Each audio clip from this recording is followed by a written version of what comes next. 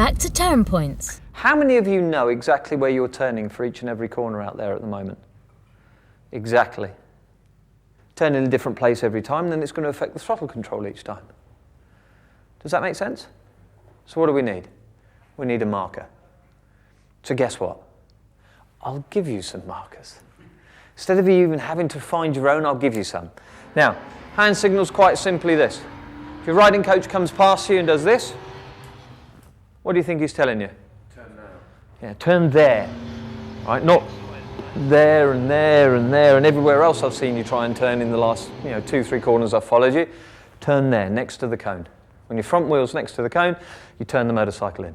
Having said that, I know that there's one corner on this track here where you'll look at where we've put the cone and you'll go, nah. That's the joke cone. It's the having a laugh cone, that one is.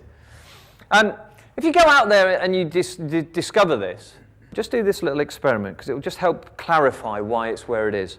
One lap, turn before it. Turn where you would have done. See how it affects your throttle control.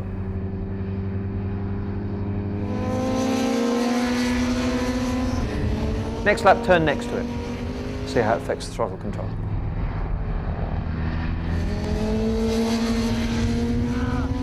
Last lap, or third lap, turn half a bike length beyond it. Okay, see how it affects your throttle control. You'll be quite surprised, and it will help you certainly register in your mind why it's where it is. Okay? The idea is to turn later to straighten the line, and then we get all the benefits of the line being straightened. We don't have to turn it that much later, but it does need to be later, and we do need to know where we're going to turn to overcome all those survival reactions of turning early. Leicestershire Police gave me a statistic a couple of years ago.